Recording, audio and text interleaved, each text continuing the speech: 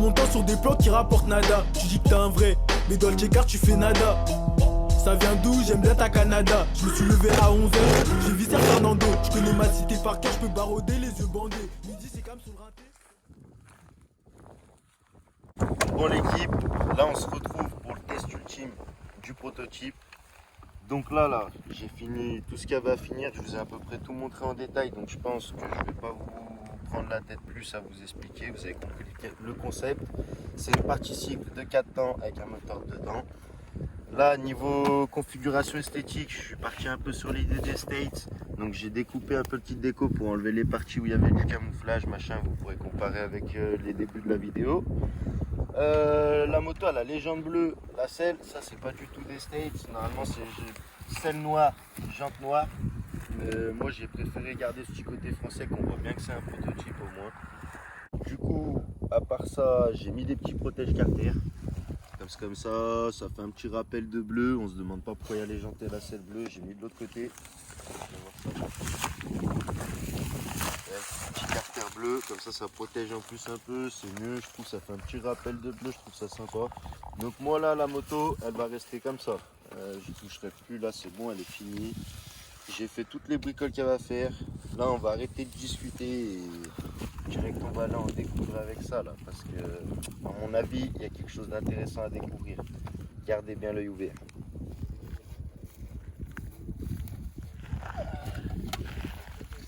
Alors là, je me suis équipé, vu que du coup maintenant c'est un 2 temps.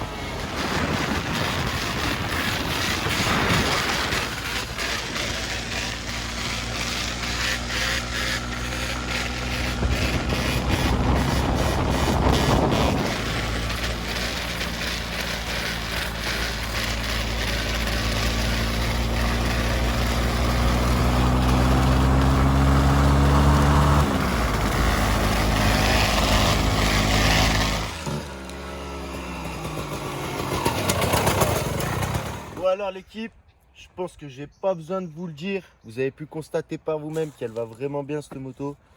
De mon propre ressenti, ce que je vais vous dire, déjà on sent grave la différence de poids par rapport au 450. Il n'y a pas de frein moteur, logique c'est un 2 temps. La partie cycle elle est devenue maniable, mais limite comme une 125. Elle se place super bien. 125, mais vu qu'elle est peut-être je pense un peu plus longue et tout, elle est vachement stable la moto, franchement j'ai kiffé. Là je me suis pas trop entraîné et tout, hein, donc vous voyez en peu de temps la moto je l'ai direct pris en main, crac crac, ça va vraiment vite. À part ça, qu'est-ce que je peux vous dire, bah, elle est aussi puissante qu'un 2,5 normal. Donc je pense que niveau poids on doit pas être loin, faudrait que je la pèse pour voir si j'ai gagné du poids ou si je suis plus lourd, mais dans tous les cas moi je m'en fous parce que elle va bien la moto, elle me plaît bien. Donc moi j'ai envoyé le pâté pour vous là je me suis donné les moyens de vous satisfaire. J'espère que vous allez me satisfaire en me mettant un max de pouces bleus, en vous abonnant un max à mon compte. Excusez-moi, j'ai bégayé. Après moi ce que je ferai, si je suis satisfait de vous, je la prendrai cette moto et j'irai sur un terrain de cross.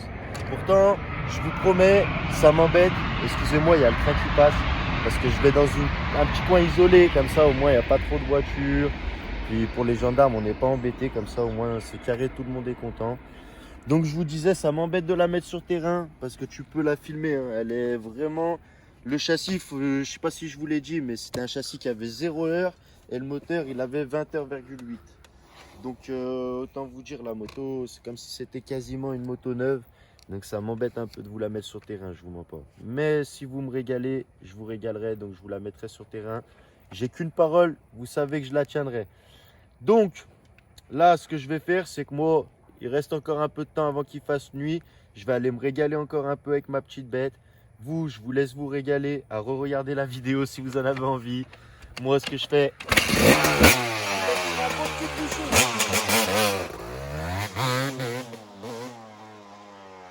Hé, mira, tu passes à côté de quelque chose, là tu loupes. Oh, c'est de ce côté qu'il faut regarder. Oye, esa papaya. Bon l'équipe, alors aujourd'hui on se retrouve dans la deuxième partie de ma vidéo de mon prototype. On est toujours avec Damien, avec sa chaîne Asphalt. Allez vous abonner, remerciez-le bien pour tout le boulot qu'il m'aura fait sur ce prototype. Sans lui, c'était pas réalisable. Dites-vous bien ça. Derrière, on peut voir la petite 125 KX qui a largement bougé depuis la dernière fois. Je vous la montrerai vite fait après et tout, parce qu'elle est sympathique pour une old school. Donc là, Damien, il est en train de regarder un peu les radiateurs, tout ça, ce qu'il va pouvoir nous réaliser. Tu sens ça comment? Je le sens bien. Comme d'hab, Damien, de toute façon, lui, s'il vous dit que c'est la merde, c'est que c'est vraiment la merde noire. Bon, alors là, je vais vous laisser là. On a un peu tout démonté, parce qu'on fait plusieurs choses à la fois. Et je vous reprendrai dès qu'on a un peu du nouveau et je vous montrerai l'évolution des choses. Bon, alors là, par rapport à la dernière fois, là c'est la bonne pipe, ça touche plus nulle part. On a refait faire une pipe. L'arrivée d'essence c'est branché comme il faut avec un petit robinet tout neuf. Le robinet, je sais pas si on va pouvoir voir, il fait réserve. Donc ça va être pas mal pour pouvoir faire un peu d'enduro et tout. Après, j'ai repeint un petit coup de pot pour lui mettre un petit coup de propre. J'ai monté mon petit bouton pour éteindre. Comme ça m'évitera de la faire caler comme la dernière fois. Tout train avant chopé, frein avant purgé, accélérateur purgé, enfin qui marche. Frein arrière purgé. Là, il me manque une chaîne. Le chef là-bas, il est en train de régler son poste sur un vieux radiateur. Pour que ça c'est tout carré, ça fera des belles soudures. Donc la chaîne, les radiateurs, la boîte air, c'est fini. Qu'est-ce que tu fais là, mon petit Damien? Explique-leur. On change de gaz. D'accord. Pourquoi tu changes de gaz? Parce qu'il y a du gaz pour souder l'acier et du gaz pour souder l'alu. D'accord. Donc là tu mets une bouteille spéciale pour l'aluminium. Ouais, si je comprends bien. De l'argon. Ouais. Ah ouais, c'est écrit là, argon. Et pour l'acier, du coup, c'est un mélange. CO2, un mélange argon. D'accord. Donc c'est celle-là. Ouais. Marqué, je crois, le pourcentage. Alors, si je dis pas de bêtises. Ouais, bon, c'est pas grave. C'est là. Ah si, ouais, exact. Argon, CO2. Argon, CO2, exact. Voilà, donc comme ça vous saurez que pour souder l'aluminium, il ne faut pas utiliser le même gaz. Là je vous explique, hein, parce que lui c'est le chef de la soudure, c'est lui qui m'en apprend beaucoup à ce niveau-là, donc il faut écouter lui. Donc là, il prépare sa torche, il va régler comment se déroule son fil, son gaz, tout ça. Il va faire des tests là-dessus, puis une fois qu'il sera calé, qu'il fera des soudures qui lui conviennent, parce que c'est pas moi qu'il faut que ça convienne, c'est à lui qu'il faut que ça convienne. À partir de là, on pourra se lancer sur les radiateurs là-bas. Donc, on vous a parlé du gaz, mais il y a un autre truc, c'est que le fil qui est à l'intérieur n'est pas le même. Là, on a du fil acier, enfin pour souder l'acier. Vous voyez, il est un peu couleur cuivrée. Et ça, c'est du fil pour souder l'alu, qui sera donc forcément plus couleur alu. Là, le chef, il nettoie bien sa buse, parce que comme j'ai pu comprendre, c'est très important que la buse soit propre. Téléphone, toujours, hein, les affaires, obligé. Je vous laisse sur ce beau cliché. Donc là, vous pouvez voir, il est en train de régler son poste. Il est en train de faire des tests sur le radiateur là-bas. Plus, moins d'intensité, plus, moins de déroulage de fil. Ça, je connais pas trop. Donc, je ne vais pas faire le tâteur. On va laisser chacun son métier.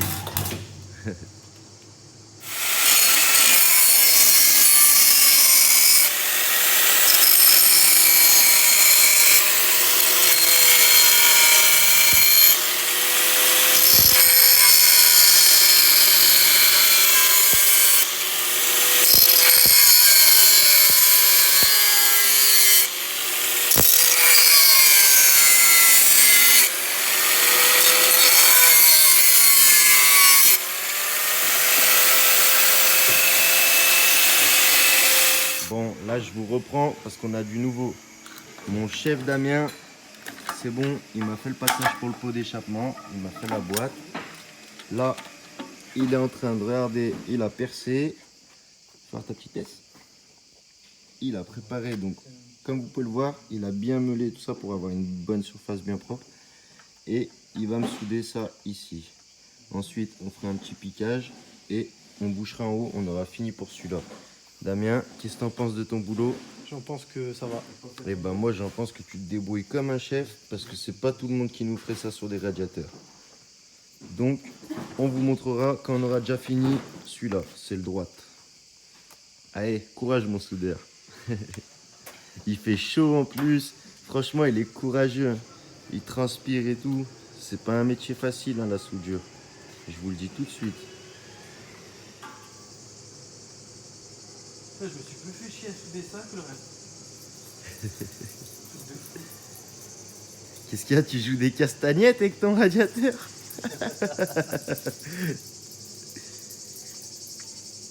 Bon, on avance, hein. Là, ce qu'on a fait, on a récupéré un vieux radiateur, d'une pour faire les tests, de deux pour récupérer les sorties d'eau qui nous intéressaient. Donc ça... T'as un joli vélo, hein. C'est quoi ça comme vélo? Oh, mais tu lèves la roue, toi. Lève la roue, lève. Oh. Tu veux faire de la motocross dehors? Oui, C'est ça ta motocross? oui. Elle est belle? On avait ça. Elle est belle ta motocross? Tu vas tirer comme ça. Ouais. Après, tu feras un... Dérapage et tout, hein. Ouais, mais pourquoi t'as peur de lever la roue? Tu tapes sur ma moto, elle est propre. Il tape sur la moto qui est propre? Moi, vilain chien.